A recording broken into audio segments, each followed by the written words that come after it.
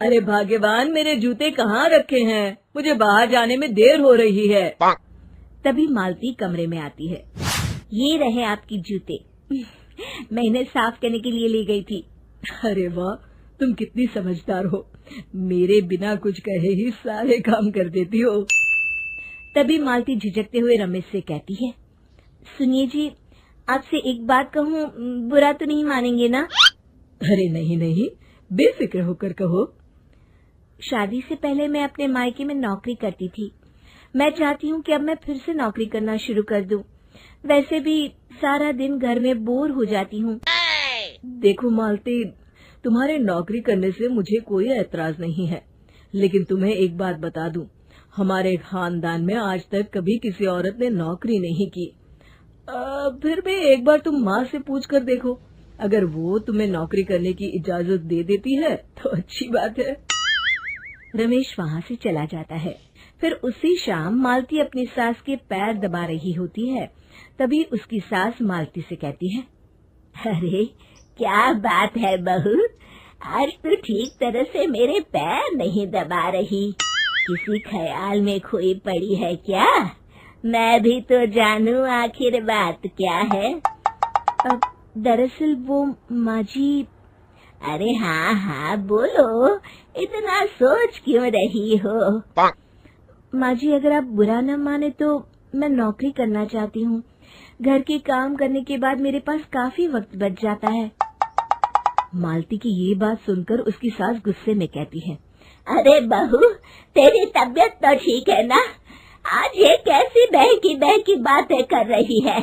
भला हमारे खानदान में आज तक कभी किसी औरत ने नौकरी की है जो तू नौकरी करने की बात कर रही है, हैं? अरे बहू, तू क्या रिश्तेदारी में हमारी नाक कटाना चाहती है?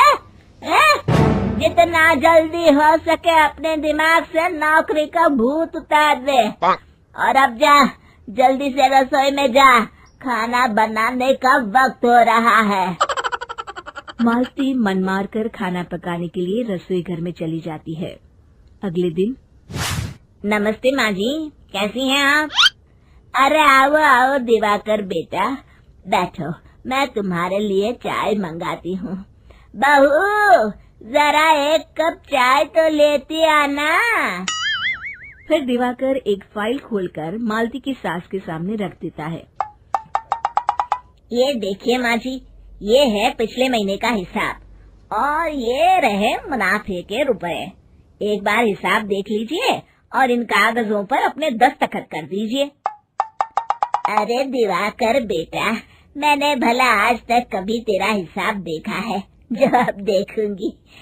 ला बता, कहाँ दस्तखत करूं?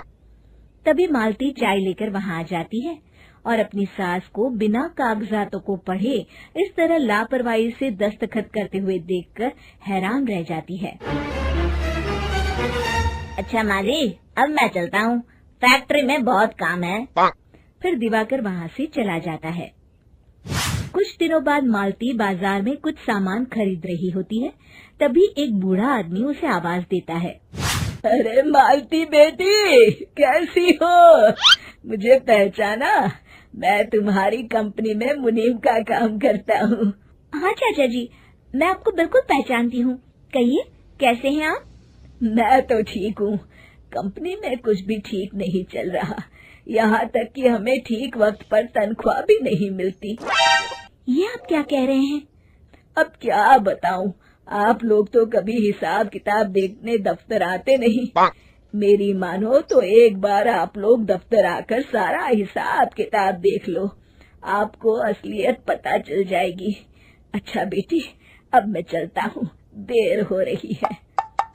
फिर वो बूढ़ा वहाँ से चला जाता है। वहीं दूसरी तरफ मालती घर पहुंचकर अपनी सास को सारी बात बताती है।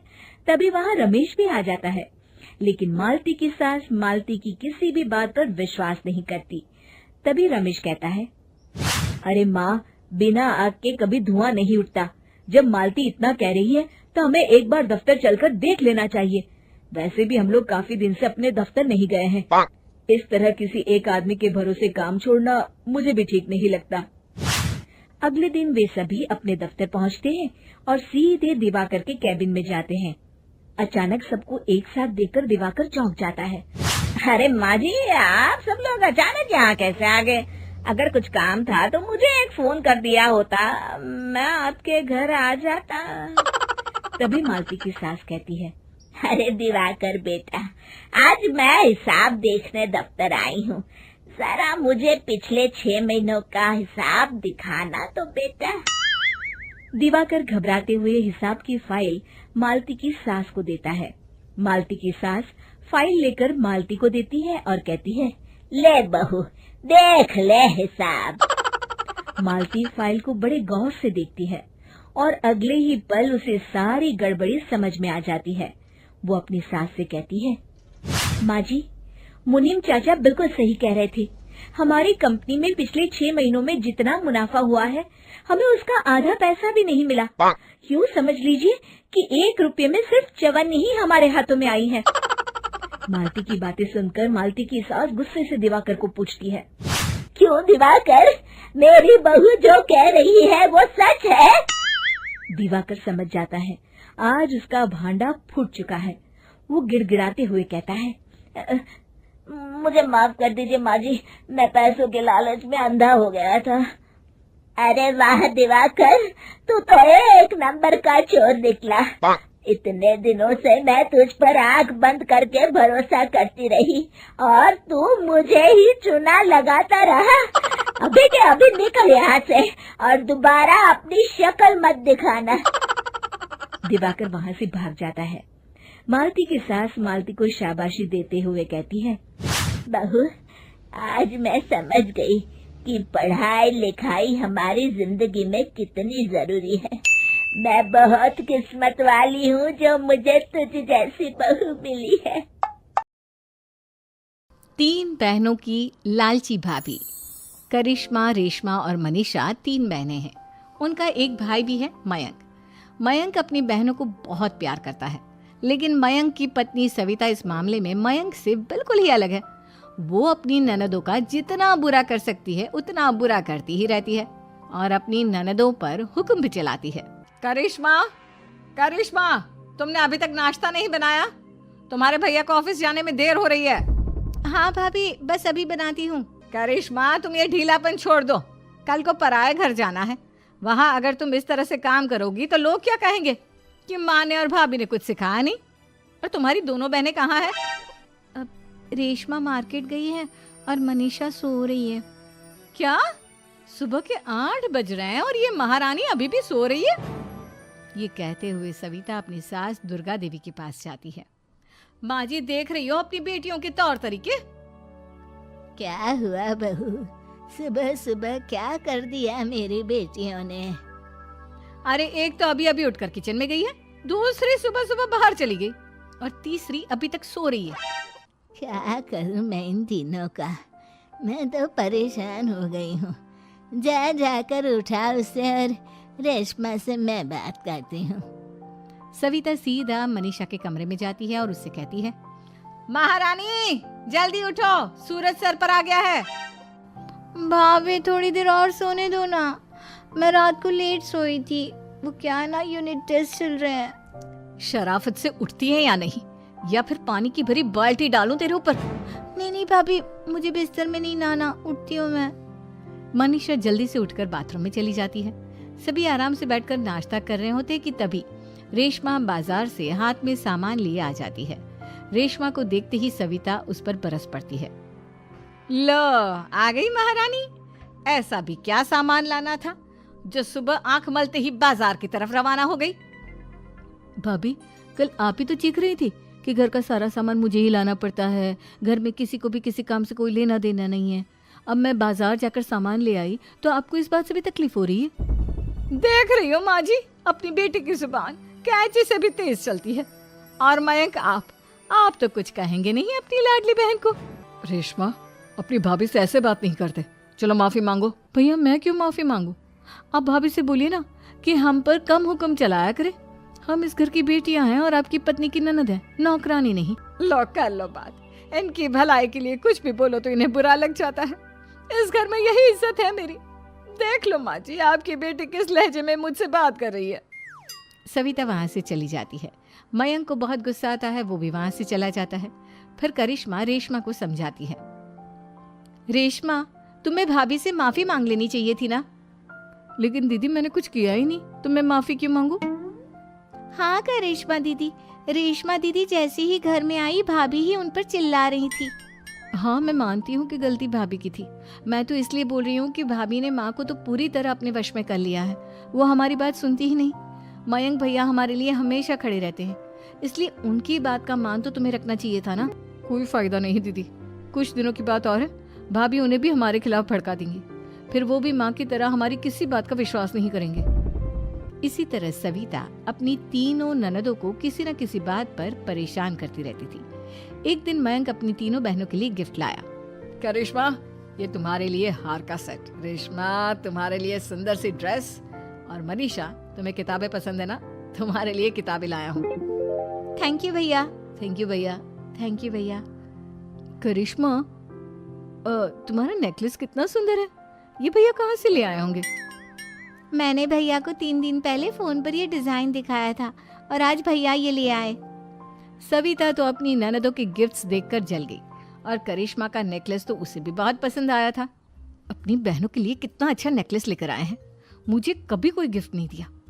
मैं आज ही ये हार चुरा लूंगी। रात में सविता करिश्मा का हार चुरा लेती है, और इसी तरह उसे अपनी ननदों की जो भी चीज अच्छी लगती वो उसे मांगती नहीं, बल्कि रात के अंधेरे में चुरा लेती।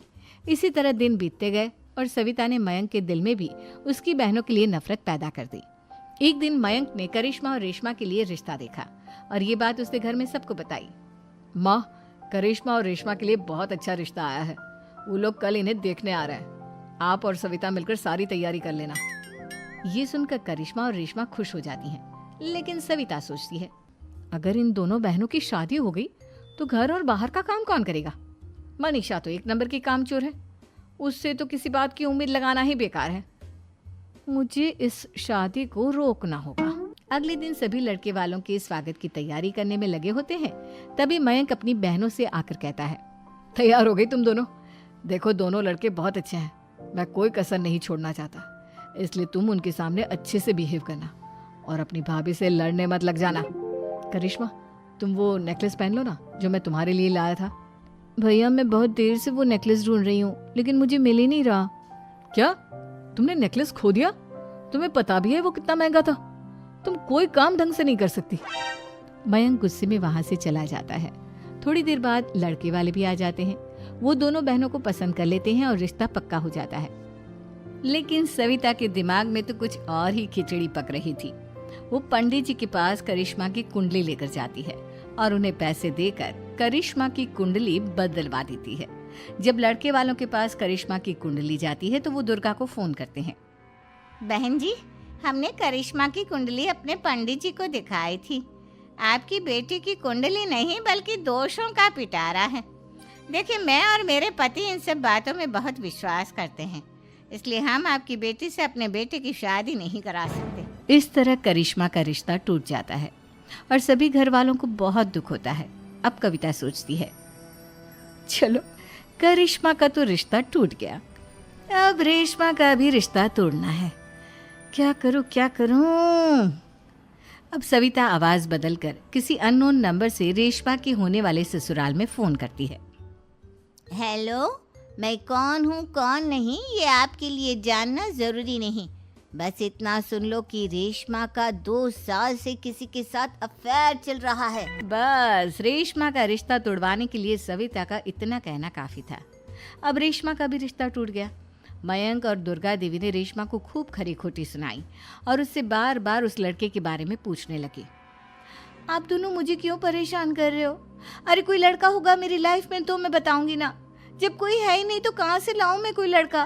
तो तेरे होने वाले ससुराल वालों को फोन किसने किया था? माँ, मैं नहीं जानती किसने फोन किया था, मैं सच कह रही हूँ। मैं तो पहले ही कह रही थी इसकी लगाम खींच कर रखो, लेकिन मेरी सुनता ही कौन है। आप चुप रहिए भाभी, ये सब आपका ही किया धरा है। अब तीनों बहनों को विश्वास हो जाता है कि ये सब उनकी भाभी ही कर रही है। तीनों बहनें अपनी भाभी को सबक सिखाने के लिए एक वकील कर लेती है और घर में हिस्सा मांगना। देखो भैया, माँ बाप की जायदाद में जितना बेटों का हक होता है उतना ही बेटियों का, इसलिए इस घर के 4 हिस्से होंगे और हमें अपना हिस्सा चाहिए। मैंने तुम्हारे लिए क्या क्या नहीं किया और तुम इस घर में हिस्सा मांग रही हो? भैया, आप और माँ हम बहनों की कोई बात नहीं सुनते हो और भाभी हमारी शादी नहीं होने देगी क्योंकि उन्हें लगता है कि आप हमारी शादी में ज्यादा पैसा लगाओगे और उन्हें हम जैसी फ्री की नौकरानी कहाँ मिलेगी। तो हम भाभी के साथ तो रह नहीं सकते, हम बहनों को अपना हिस्सा चाहिए। अरे तुम्हें शर्म आनी चाहिए अपने भाभी पर ऐसा इल्जाम लगाते हुए। वो तुम्हारे बारे में कितना सोचती है। हाँ माँ, भाभी हमारे बारे में बहुत सोचती है, दिन रात बस यही सोचती रहती है कि किस तरह से अपनी तीनों ननदों को परेशान करूं और कभी मुझे पढ़ने भी नहीं देती। दोनों बहनों का रिश्ता भी तो इन्होंने ही तोड़वाया है और रात में हमारे कमरे में आकर हमारी चीजें भी चुराती हैं। इसी तरह सविता की तीनों ननदें अपनी बात पर अड़ी रही। अब कोर्ट में तारीख भी शुरू हो गई। जब सविता को लगा कि उसकी तीनों ननद इतनी आसानी से नहीं मानने वाली, तो उसने अपने पति और सास को सारी सच्चाई बता दी और अपनी तीनों ननद से माफी मांगी। मयंक और दुर्गा को भी अपनी गलती का एहसास हो गया। अब सविता खुद करिश्मा और रेशमा के लिए अच्छा रिश्ता ढूंढती है और उनकी शादी करवाती है।